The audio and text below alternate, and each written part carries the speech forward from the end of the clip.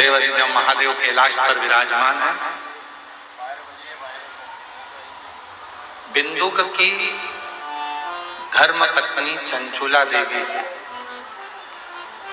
और वो चंचुला देवी बिंदुक की धर्म पत्नी जो अपने पति की मुक्ति के लिए, पति के मोक्ष के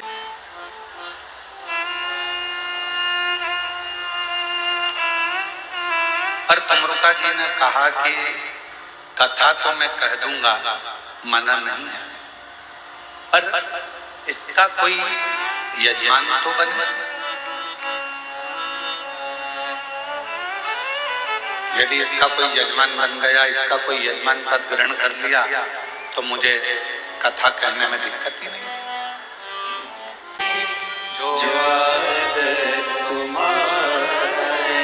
अगर मेरे शिव कृपा ना करते, अगर मेरे बाबा करुणा ना करते, अगर मेरे बाबा दया ना करते, तो फिर ये कथा होना बहुत मुश्किल।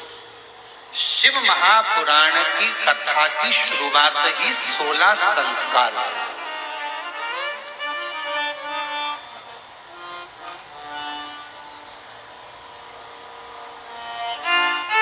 चंचुला देवी कह रही है कि मेरे पति के लिए कथा सुनना। यजमान कौन बनेगा? शंकर पार्वती जी से जाकर निवेदन करा, विनती करी। शिव पार्वती यजमान बनने को तैयार हो गए। 16 दिन तक पार्वती जी भी तैयार हुई हैं और 16 दिन तक भगवान शंकर भी श्रृंगार किया। पार्वती जी ने 16 दिन तक जो श्रृंगार करा वो 16 श्रृंगार हुए हैं और भगवान शंकर ने जो 16 दिन तक श्रृंगार करा वो 16 संस्कार हुए हैं। ये कथा की शुरुआत संस्कार है।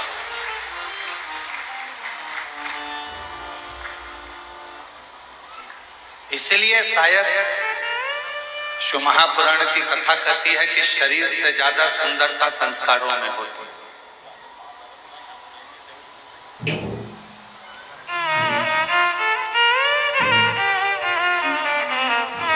बहुत ऊपर चढ़ना है, बहुत उन्नति की सीढ़ी पर चढ़ना है आपको। एकदम अकड़ कर चढ़ोगे कि झुककर चढ़ोगे? जम के बोलो जरा। अगर पहाड़ के ऊपर चढ़ना है, अकड़ कर चढ़ोगे तो पीछे की पीछे लुढ़क जाओगे, गिर जाओगे। इसलिए ऊंचाइयों पर चढ़ने के लिए थोड़ा झुकना पड़ता है। उसी तरह उन्नति की सीढ़ी पर चढ़ने के लिए जगत में झुककर चलना पड़ता है, तब ऊपर बढ़ सकते। आप बहुत ऊपर जाना चाहते हो, बहुत उन्नति की सीढ़ी पर चढ़ना चाहते हो, बहुत आगे बढ़ना चाहते हो, बहुत तरक्की करना चाहते हो, तो आपको थोड़ा झुककर चलना पड़ेगा। थोड़ा नम्रता के साथ चलो, अपने शुद्ध विचारों के साथ चलो, शुद्ध भाव के साथ चलो। और जब आप नम्रता के साथ में, शुद्ध विचारों के साथ में, शुद्ध भावों के साथ में जब चलोगे तो जीवन एक आनंद की ओर बढ़ता चलेगा। हम क्या कर रहे हैं? अकड़ कर चलना चाहते हैं।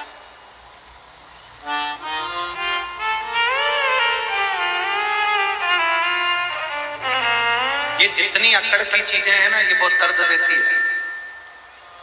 ये पांव ज्यादा अकड़ते हैं तो दर्द देते हैं, हाथ अकड़ते हैं तो दर्द देते हैं,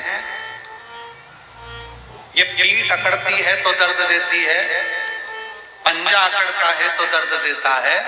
ये जितनी अकड़ की चीजें, ये दांत ज्यादा अकड़ते हैं, खा जाऊं खा जाऊं खा जाऊं, तो ये भी तकलीफ देते हैं। संसार में जितनी अकड़ की चीजें हैं ये सब तकलीफ देने वाली हैं। और जिसने अपनी जिंदगी में नम्रता धारण कर ली वो कभी तकलीफ नहीं देती।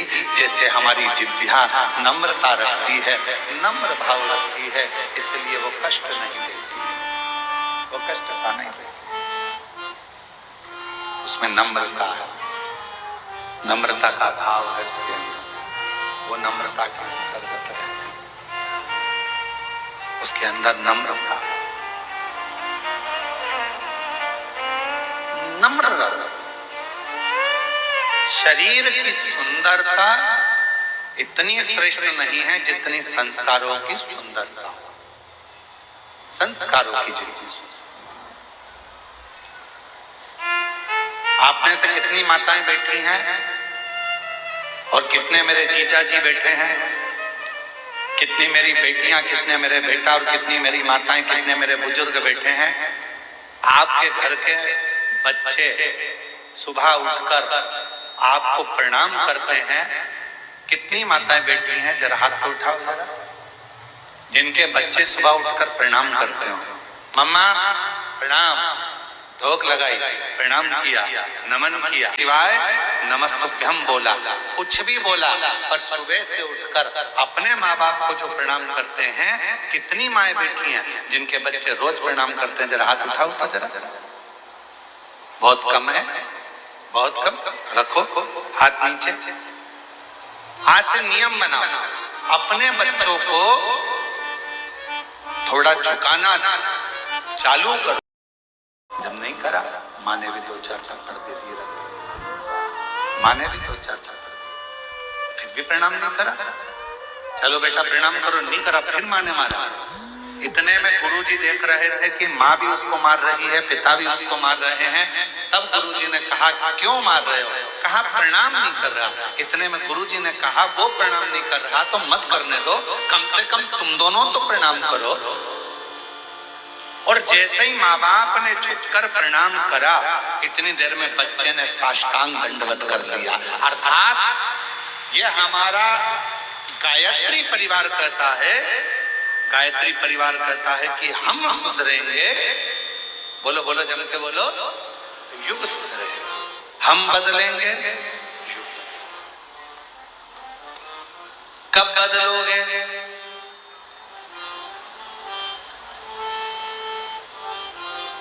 अरे बोलो तो जम के, कब से?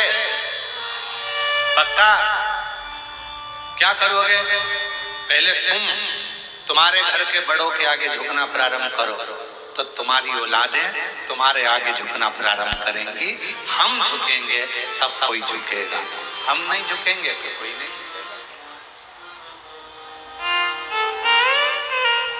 थोड़ा हमको झुकना पड़ेगा, थोड़ा।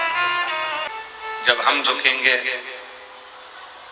तो आने वाली पीढ़ी झुकेगी, और हम नहीं झुकेंगे तो वो झुकने वाली नहीं।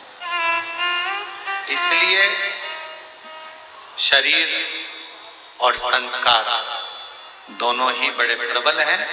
शरीर की सुंदरता से ज्यादा जरूरी है संस्कारों की सुंदरता।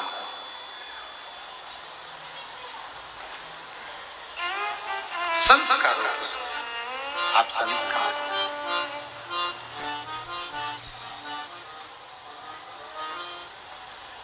और महादेव नमन चरणों में स्वीकार कीजिए। संस्कारों की सुंदरता केवल घर तक सीमित नहीं रहती, संस्कारों की सुंदरता पूरे क्षेत्र को, समाज को, अपने रिश्ते को, अपने नातों को, अपने कुटुंब को, सबको श्रेष्ठ बना देते, सबको श्रेष्ठ। देखिएगा जरा महापुराण का एक कितना सुंदर व्याख्यान है। सूर्यदेव के पुत्र हैं श्री शनि महाराज, और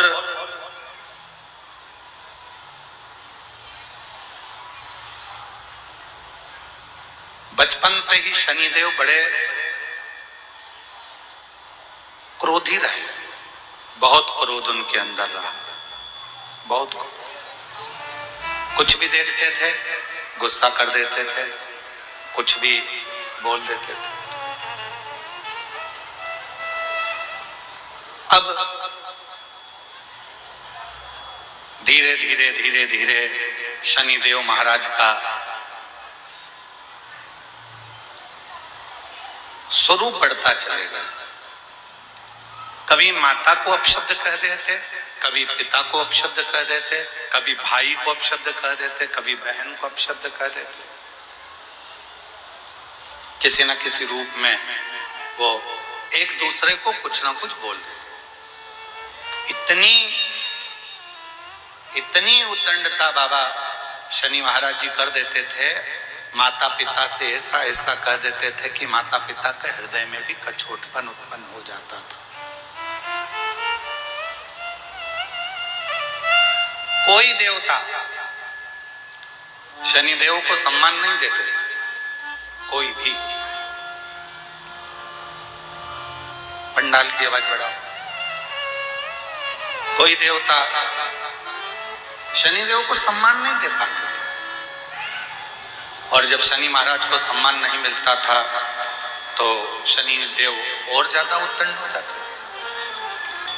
शनि महाराज जी की केवल कथा ना सुने, अपने घर के बच्चों को भी देखें। पूरे घर में कोई कोई बच्चे ऐसे भी होते हैं जो बहुत उद्दंडी होते हैं।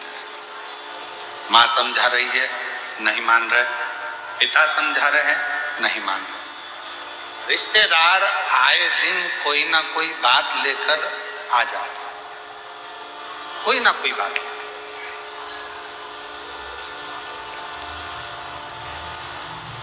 कोई ना कोई खबर लेकर रिश्तेदार आ जाते हैं।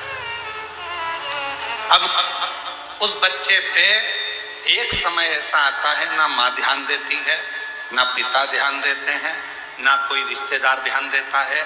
सबको मालूम है कि वो दंडी है, उस पर लोग ध्यान देना बंद कर देते हैं। पर शिव महापुराण की कथा कहती है, जो बच्चे ज्यादा उद्दंडी होते चले जाते हैं, नहीं सुन रहे, नहीं मान रहे, तो निवेदन है उनको हाथ से छोड़ो मत, उन पर ध्यान देना छोड़ो मत, बल्कि उन पर ज्यादा ध्यान दो।